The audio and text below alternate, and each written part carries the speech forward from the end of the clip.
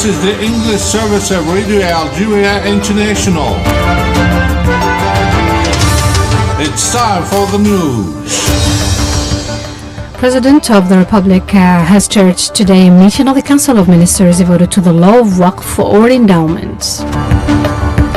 And Algerian Foreign Minister Ahmed Attaf is representing the President to the commemoration ceremony of the 30th anniversary of the genocide perpetrated in Rwanda.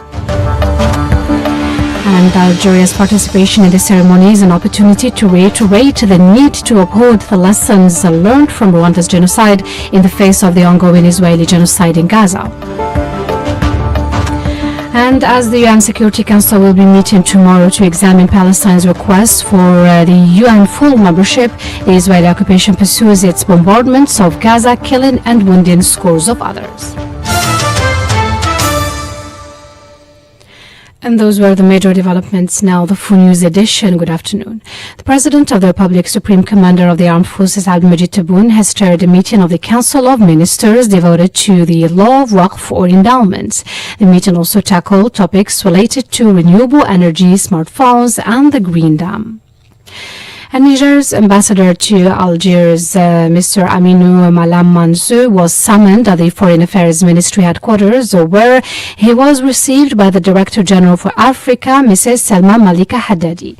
According to a press release from the Foreign Affairs Ministry, the meeting focused on cooperation between the two countries regarding the repatriation of Nigeria's nationals residing illegally in Algeria and denounced as groundless the assertions made by Nigeria's authorities. In this respect, Algeria recalled to Nigeria's ambassador that such problematic was already existing and must remain the main space for discussion and treatment of all data and development related to such an issue. On the occasion, Algeria reiterated its firm commitment to the rules of good neighborliness and its will to pursue coordination with Niger on questions related to migration flows as well as to other questions within a mutual respect based on values of cooperation, trust, and solidarity. Algerian Foreign Minister Ahmed Attaf is taking part in the commemoration ceremony of the 30th anniversary of the genocide perpetrated in Rwanda in his capacity as representative of the President of the Republic, Abdelmajid Tebboune. The participation of Foreign Minister Ahmed Attaf is an opportunity to renew Algeria's permanent solidarity with the Republic of Rwanda while emphasizing the need to uphold the lessons learned from Rwanda's painful experience in the face of the collective oppressive war led by the Israeli occupation against the Palestinian people in the Gaza Strip. The ceremony's activities centered on recalling the hideous violence that the Rwandan people were subjected to amid the international silence and the absence of any initiative that would stop the bloodbath and respond to the calls for help of the oppressed. And the army magazine Jaish has said in its editorial that Algeria is today a safe haven despite all the desperate attempts to target its harmony and unity thanks to the awareness of the Algerian people and their trust in their institutions and their people's national army. Mohamed Khatil has more.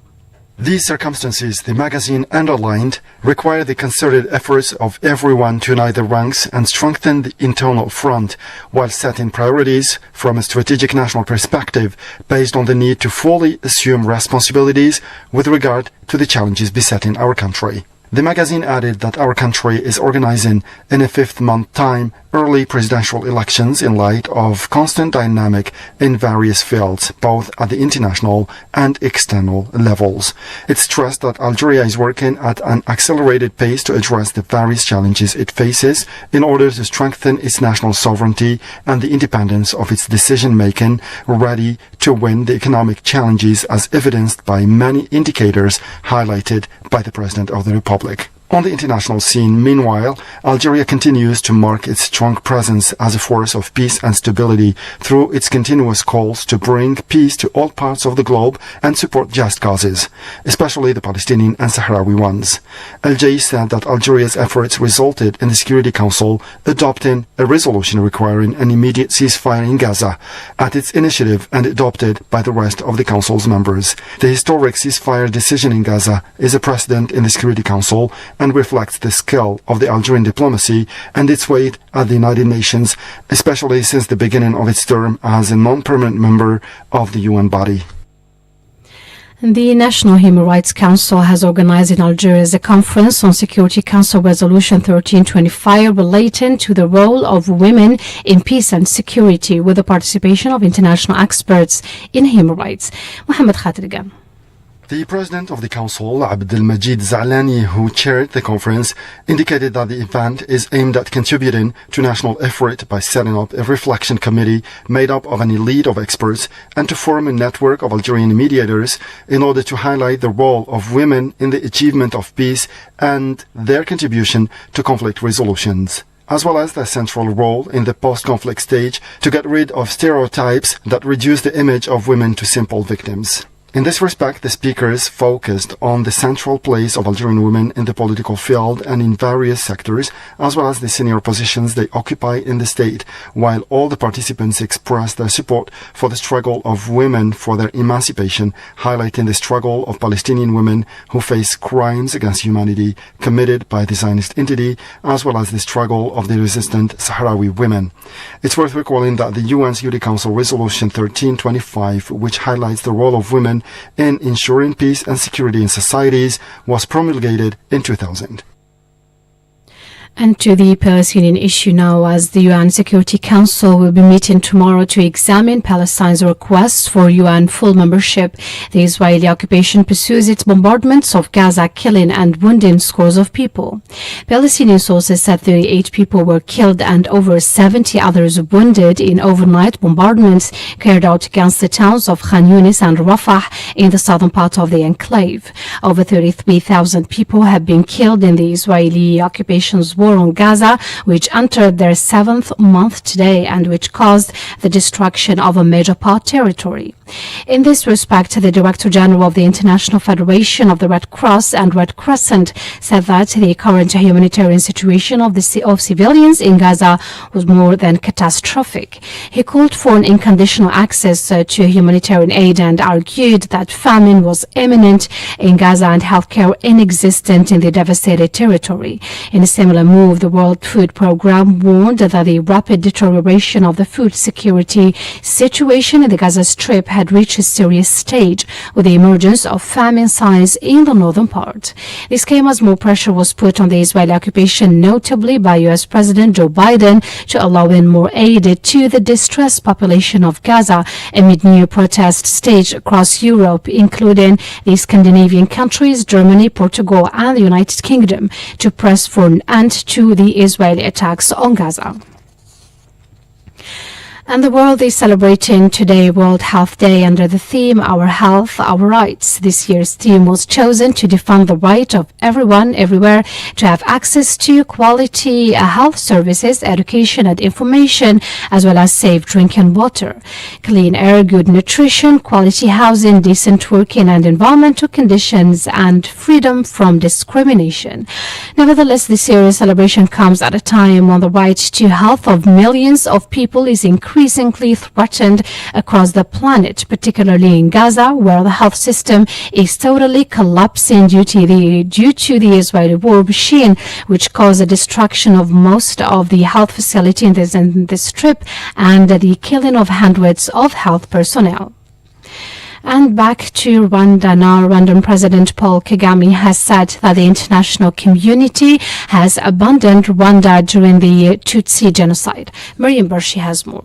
President Kagame made the statement on the occasion of the 30th anniversary of the massacres committed by the Hutu extremists who killed 800,000 people in 100 days. President Kagame said Rwandan's journey has been long and difficult and their country has been completely humiliated by the magnitude of her loss. President Paul Kagame led the commemoration today, Sunday, by placing wreaths on the mass graves in the capital Kigali, flanked by foreign dignitaries, including the leaders of South Africa and Ethiopia, as well as former US President Bill Clinton, who had called the genocide the biggest failure of his administration. The killing spree, which began on April 7, 1994, lasted 100 days before the Rwandan Patriotic Front, RPF rebel militia, took Kigali in July of the year and saw some 800,000 people dead, largely Tutsis, but also moderate Hutus. the assassination of Hutu President Juvenal Habyarimana on the night of April 6, when his plane was shot down over Kigali, triggered the rampage by armed Hutu men and the Interahamwe militia. Their victims were shot, beaten or hacked to death in killings fueled by vicious anti-Tutsi propaganda broadcast on TV and radio. At least 250,000 women were raped, according to the United Nations figures. The tiny nation has since been led by Kagame, who led the RPF, but the scars of the violence remain, leaving a trail of destruction across Africa's Great Lakes region. You're still listening to Radio Algeria International, and UN Secretary General Antonio Guterres has called on Mexico and Ecuador to settle their dispute through peaceful means. He said that he was alarmed by the forced entry of Ecuadorian security forces into the Mexican embassy in Quito. He has called for restraint and urged the two governments to resolve their disputes peacefully. In a statement, Antonio Guterres reaffirmed the main principle of the inviolability of diplomatic and consular premises and personnel, and stressed that this must be respected in all cases in compliance with international law. In this respect, the Mexican diplomatic staff and personnel today have started leaving Quito after Mexican President Andrés Manuel López Obrador decided to suspend diplomatic relations with Ecuador after local police forced entry into the Mexican embassy and arrested the former Vice President of Ecuador, Jorge Glass. On his X, López Obrador denounced the outrage to international law and the sovereignty of Mexico in compliance with Vienna Convention. Meanwhile, Nicaragua announced it severed its diplomatic ties with Ecuador in reaction to Mexico's decision, rejecting what it termed as an unusual action.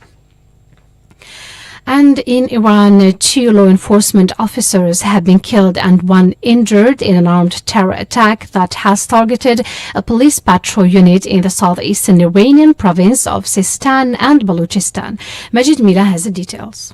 The attack was carried out as the patrol unit was on duty in Korin district in the province's Zahidan county. The provincial police commander said the police forces had shot down one of the terrorists in Maharistan county, adding that efforts were underway to arrest 2 other gunmen who had fled towards the mountains. He noted that the Kalashnikov rifle and some ammunition were also seized. Let's recall that the number of security personnel killed in Wednesday's attacks in the southeastern Iranian province of Sistan and Balochistan has reached 15 after 5 others succumbed to their wounds. Among the victims, 11 were members of Iran's Islamic Revolution Guards Corps and 4 were law enforcement officers. In a statement, the IRGC reported that the attacks, which targeted public venues and military sites in Chabaha and Rask counties late Wednesday night, were carried out by terrorists and armed bandits with alleged links to foreign intelligence. The statement added that 18 terrorists identified as members of the Jaish al-Zulm group were killed during the ensuing clashes with security forces. On Thursday, Iran's Deputy Interior Minister for Security and Law Enforcement, Majid Mir al-Ahmadi, said that initial reports from the country's intelligence organization suggested the terrorists were foreign nationals. And Slovak nationalist left government candidate Peter Pellegrini has won the country's presidential election, 53.26% of the vote, a victory which represents a support for Prime Minister Robert Fico. Fico, who took power for the 4th time last October, has turned the country's foreign policy and initiated reforms of criminal law and the media, which have raised concerns over weakening the rule of law. Pellegrini secured 53.26% of the vote versus 46.73% for pro-Western opposition candidate Ivan Korkok, according to results from 90.66% of voting districts. Slovak presidents do not have many executive powers but can veto laws or challenge them in the Constitutional Court. They nominate Constitutional Court judges who may become important in political strife over the fate of Fico's reforms, which would dramatically ease punishment for corruption. And back to the country now. The USMA Algiers will play the Nigerian Rivers United at the 5th July Stadium in the game for the decisive second encounter of the CAF Confederation Cup quarterfinals at 10 p.m. Let's recall that the Rivers United won 1-0 USMA during their first match. You're still listening to Radio Algeria International, and that's it for our news bulletin. Now the headlines. The President of the Republic, Abdelmajid Tebboune, has chaired today a meeting of the Council of Ministers devoted to the law of Waqf or endowment. And Algerian Foreign Minister Ahmed Attaf is representing the President to the commemoration ceremony of the 30th anniversary of the genocide perpetrated in Rwanda. Algeria's participation in the ceremony is an opportunity to reiterate the need to uphold the lessons learned from Rwanda's genocide in the face of the ongoing Israeli genocide in Gaza. And as the UN Security Council will be meeting tomorrow to examine Palestine's request for the UN full membership, the Israeli occupation pursues its bombardments of Gaza, killing and wounding scores of people. You're still listening to Radio Algeria International, 14 hours 48 minutes Algiers time, and I invite you now to listen to the international event of the week. The international event of the week. The Israeli army's attack on the Gaza Strip continued to raise indignation and anger among the international